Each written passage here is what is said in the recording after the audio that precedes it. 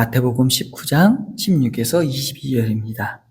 어떤 사람이 주께 와서 이르되 선생님이여 내가 무슨 선한 일을 하여야 영생을 얻으리이까? 예수께서 이르시되 어찌하여 선한 일을 내게 묻느냐? 선한 이는 오직 한 분이시니라. 네가 생명에 들어가려면 계명을 지키라. 이르되 어느 계명이니오니까?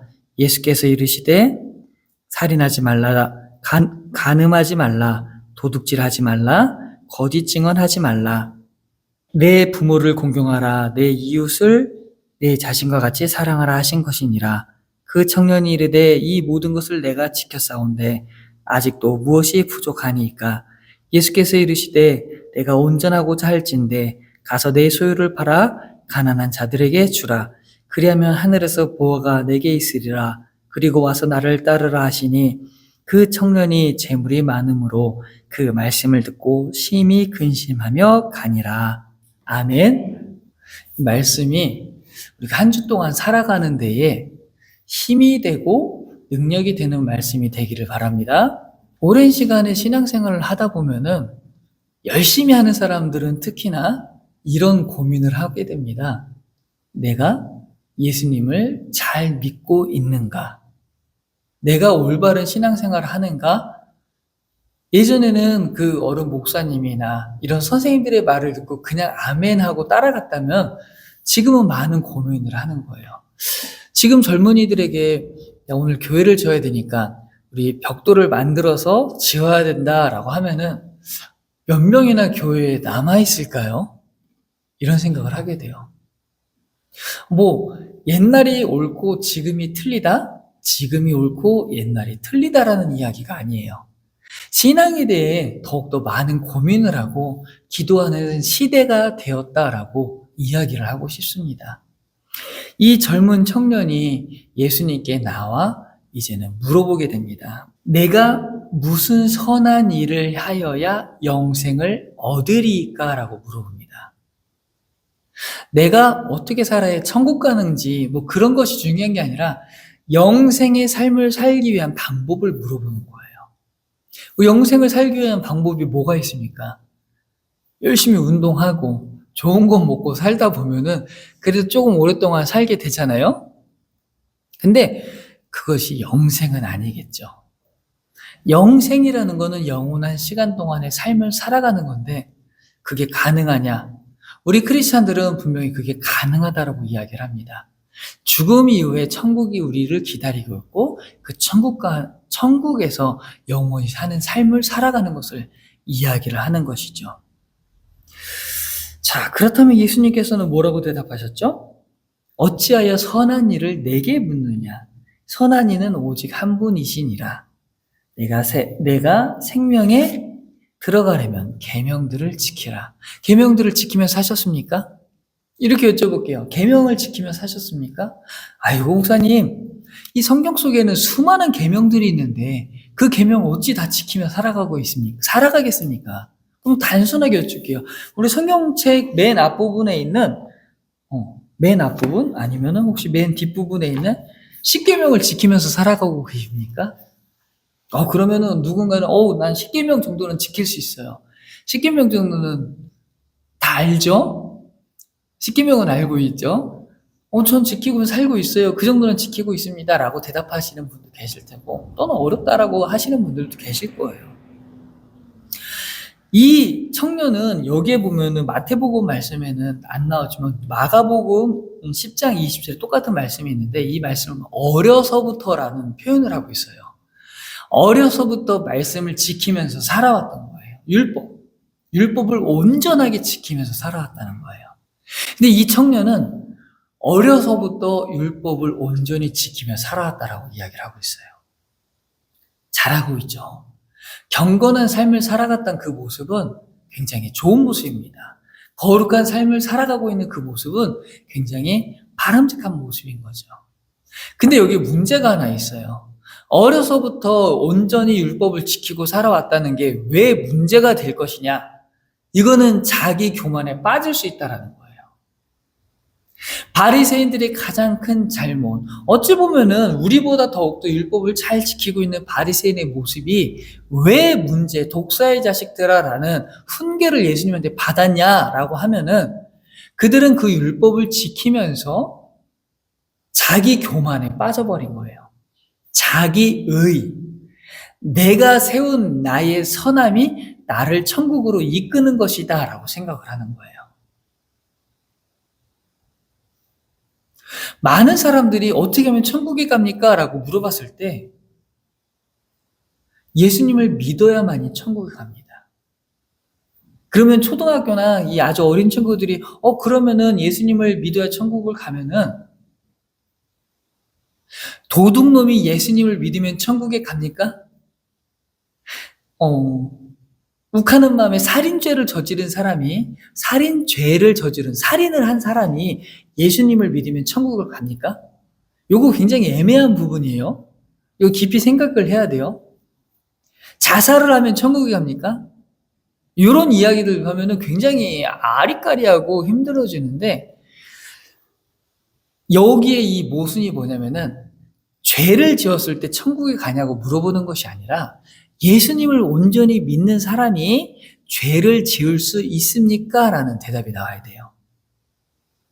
죄를 짓는 사람이 예수님을 온전하게 믿는 사람이 도둑이 예수님을 온전하게 믿으면서 도둑질을 할 수 있을까요? 예수님을 온전하게 믿고 있던 사람이 살인을 할 수 있을까요? 라는 그런 물음이 먼저 나와야 된다는 거예요. 그러니까 단순하게 죄 짓는 것이 천국 가냐, 죄 지었는데 천국 갈 수 있어요. 이게 문제가 아니라 그 지은 사람의 마음 가운데 온전하게 예수님을 믿고 따라갔는지 그게 먼저가 돼야 된다는 거예요. 이 부자 청년은 어려서부터 율법을 온전하게 지켜 행했다라고 이야기했다는 것은 온전한 율법을 따라 행하는 모습은 정말 훌륭한 모습이라는 거예요.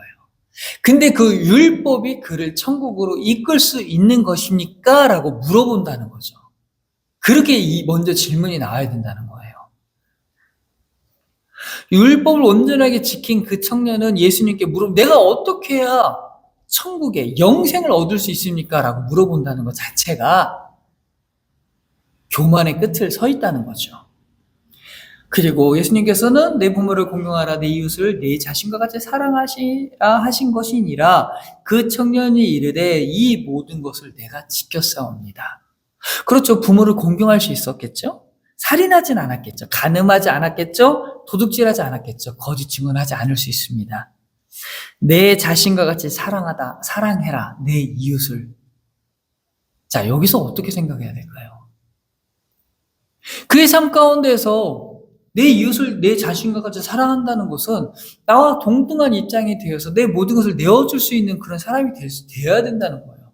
부모님에게는 모든 걸 줄 수 있겠죠? 그리고 욱하는 마음에 살인을 저지르고 싶은 마음에 참을 수 있겠죠? 남의 것을 보고 귀한 것이니 내가 훔쳐가야지 안 할 수 있겠죠. 그런데 내 이웃을 내 자신과 같이 사랑해라라는 그 말씀을 온전하게 지켰을까요? 예수께서 이르시되 내가 온전하고자 할진대 가서 내 소유를 팔아 가난한 자들에게 주라. 온전하다, 텔레이오스, 도덕적으로 이야기하는 것이 아니에요. 도덕적으로 양심적으로 우리가 살아간다는 거는 어떻게 보면은 어려워요라고 하지 않고 쉬워요. 승질난다고 해가지고 돌멩이로 때리고 막 사람을 죽이려고 하고 멱살 잡고 그런 거 안 하잖아요. 근데 여기서 말하는 온전하다, 텔레이오스라고 하는 그 표현은 도덕적인 상황을 이야기하는 게 아니라 하나님 앞에서를 이야기하는 거예요. 근데 우리가 도덕적으로 하나님 앞에 당연히 우리 세상을 살아가는 데 있어서 도덕적으로 사는 게 하나님 앞에서도 올바른 거긴 한데 하나님의 올바름은 조금 달라요. 눈으로 간음하는 것도 마음으로 짓는 죄 또한 그것도 하나님께서는 죄라고 보시기 때문인 거죠. 하나님 앞에 온전하게 완벽하게 설 수 있다라는 거. 코람데오라는 표현을 쓸 수 있다는, 거룩한 하나님 앞이니 너희도 거룩해라라고 표현할 수 있다는 것. 이것은 내가 예수님을 따라가는 예수님의 모습으로 나아가려는 성화의 과정을 거친다는 거예요. 계속해서 변해가는 거예요. 우리가 성화가 된다는 것은 저는 개인적인 생각으로 완성이 없다라고 봅니다. 죽을 때까지 예수님의 모습을 따라서 노력하면서 살아가야 된다는 거예요. 오늘도 카메라에 안 찍혀서 다행이다. 정말 다행이야. 하나님, 내가 더 이상 실수하지 않겠습니다. 하고서 우리가 또 실수하지 않아요? 거기서 분명히 50km인 걸 알면서도 60km, 70km를 향해서 가고 저기 카메라가 있는 걸 뻔히 알면서도 여기는 지나갈 수 있을 거야. 주황불에 슉 하고 지나가는. 저는 그럽니다. 계속해서 노력을 해야 된다는 거예요. 살면서, 살아가면서. 계속해서 내려놓아야 된다는 거예요. 모든 시간들, 모든 순간들에 완벽하다라는 것을 만들 수가 없다라는 거예요. 우리 인간이니까. 그렇기 때문에 예수님께서 말씀하시고 온전하게 가야 된다는 거예요. 그랬더니 그 청년은 어떻게 했어요? 근심하며 돌아갔어요. 르페오라고 하는데 마음이 상할 정도로 슬프다라고 표현을 하는 거예요. 왜 슬펐을까, 이 청년은? 이 청년은 너의 가진 것을 다 팔아서 이웃에게 나눠줘라는 그 말씀을 들었을 때 알아요. 머리로는 알고 있어요. 그래? 예수라는 사람이 하나님의 아들이고 그가 행했던 모든 기적을 보아하니 그 자의 말을 따라서 사는 것이 내가 영생으로 가는 길이야 라고 머릿속은 이해를 했어요. 자, 이제는 가서 팔아서 나눠주고 나를 따라와. 가진 것을 다 팔아서 나눠줄 수 있을까요? 가능하신 분 계십니까? 지금 제가 예수는 아니지만 모든 것을 팔고 우리가 함께 숙식하면서 교회에서 생활을 하자. 교회에서 사는 게 다 가난하게 사는 건 아니에요. 풍요롭게 사는 거죠. 저도 어느 정도 꿈이 있다고 하면은 교회에서 이제 나이 드신 분들이 같이 좀 여유 있는 삶을 살아가면서 교회 안에서 이렇게 같이 살면은 좋지 않을까라는 그런 생각을 하고는 있습니다만, 어쨌든 그 청년은 근심하며 마음이 슬플 정도로 돌아갔대요. 지키기가 쉽지는 않았던 거죠. 어려웠던 거죠. 왜요? 그 말씀을 지키고 따라가는 게 너무나도 괴롭고 힘든 일이었기 때문에 그런 거예요. 지금 우리에게도 예수님께서 이렇게 말씀을 하고 계시는 거예요. 내 이웃을 내 몸과 같이 사랑해라라고 말씀을 하고 계시는 거예요. 내 가족이라면은 무엇도 다 내려놓을 수 있는데 내 이웃이라 하면은 내려놓을 수 있을까라는 고민을 한다는 거죠. 이거 굉장히 큰 고민을 해야 돼요. 우리도 이 청년과 마찬가지인 거예요. 우리도 이 청년과 마찬가지로 근심하며 돌아갈 수밖에 없어요. 온전하게 내려놓는다는 것 자체가 쉬운 일이 아니기 때문입니다. 자, 하지만 중요한 거는 그거예요. 그렇게 돌아갔다 하더라도 우리는 천국에 갈 수 있다는 거예요. 요한복음 14장의 1절 말씀에 너희는 마음에 근심하지 말라. 하나님을 믿으니 또 나를 믿으라. 아멘. 우리 마음 가운데 근심하지 말라고 하셨어요. 왜? 하나님이 예수님이 은혜로 우리를 담아주셨기 때문인 거예요. 구약의 시대였으면 근심하고 끝나는 거예요. 근심하면 지옥으로 가고 마쳤겠죠.